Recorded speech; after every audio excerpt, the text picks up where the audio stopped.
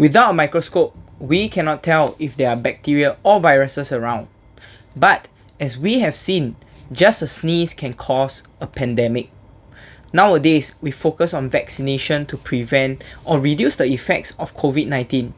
But do you know that there have been strains of bacteria silently causing another pandemic? Yup, it is none other than antibiotic resistant, or what we call a superbug.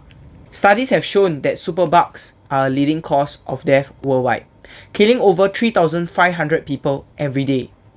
A report in The Lancet estimated that over 5 million deaths worldwide in 2019 was caused by antibiotic-resistant bacteria. Inside 5 million deaths, there were 1.27 million deaths directly linked with superbugs. Conditions such as pneumonia, urinary tract infections, wound infections, and sepsis were previously treatable, but due to superbugs, the table have turned. In the future, superbugs can cause over 10 million deaths each year. So what are superbugs? Superbugs are actually just a name for bacteria or fungi that have developed the ability to resist commonly prescribed antibiotics. Many people in this pandemic, be it inside or outside of the hospital, have turned to antibiotics to treat COVID-19 or their bacterial infection. This has led to an increased usage of antibiotics in this period, which is rather dangerous. As hospitals become more crowded, it is easier for bacteria, including superbugs, to spread and find new targets. In addition, overprescription of antibiotics, improper use of antibiotics in livestock, and greenhouse effects are contributors of superbugs. Like for example, in some places, antibiotics can be purchased over the counter without the doctor's recommendation or prescription. When people properly use antibiotics, it can help to kill bacteria effectively. But when antibiotics are improperly used, it can cause stronger bacteria to multiply. On top of that, farmers also use large amount of antibiotics to treat diseases to control the spread of illnesses in animals, which also enhances animal growth at the same time. Animals are like humans. We are all susceptible to bacterial infections, and if animals are lactating, for example cows, they will have large amount of antibiotics in them. Antibiotics will not only be found in their meat only, but also the milk that we drink from cows. Scientists have found that bacteria in laboratory grows faster in warmer temperatures. Faster growth would lead to more mutations and a greater chance of bacteria developing resistance. Sadly, humans have caused major climate changes to happen, and a few factors are burning of fossil fuels. For example, the burning of coal and gas helps to generate the electricity or even to power our cars.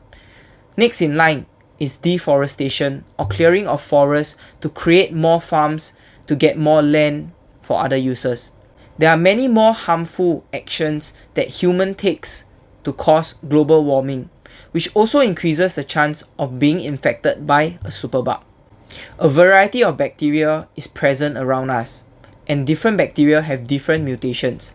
Some bacteria are resistant to antibiotics and some are not. Normally, doctors use antibiotics to destroy or slow down the growth of bacteria, but some bacteria just do not get killed by antibiotics. With time and repeated consumption of different antibiotics that do not destroy the bacteria, this could lead to bacteria being more resistant to multiple different types of antibiotics. Eventually, bacteria will turn to superbugs. Ever since the first discovery of antibiotics called penicillin, the life expectancy of humans rose from 47 to 78. Sir Alexander Fleming, the person who discovered penicillin, did warn the dangers of antibiotic resistance and was worried about the use of antibiotics, which could lead to more lethal infections in the future. No one has listened to his advice, and now, less than a century later, we could be facing the end of antibiotics. Antibiotic resistance is a life-threatening global health problem, and even the World Health Organization has declared it as one of the top 10 public health threats.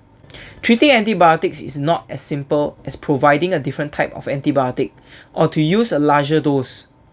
Antibiotics only work on bacteria that are sensitive to them.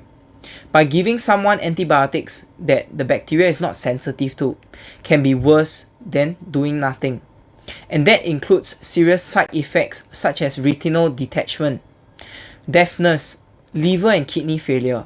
Well, there's a difference between using enough or overusing antibiotics. Antibiotics are meant to support the immune system to fight off or to slow the growth of bacterial infections. Antibiotics cannot be relied on completely to eliminate all bacteria. With or without antibiotics, our immune system and the body needs to be strong in order to survive the infection. This is the reason why some people die even after taking antibiotics. Without a strong immune system, not even the newest or the best antibiotics is enough to save someone. As we fight against antibiotic resistance, we cannot rely on pharmaceutical companies to come out with new antibiotics or to wait for a major change on how antibiotics are used. If not, we are just leaving the fate of our lives on someone else's hands.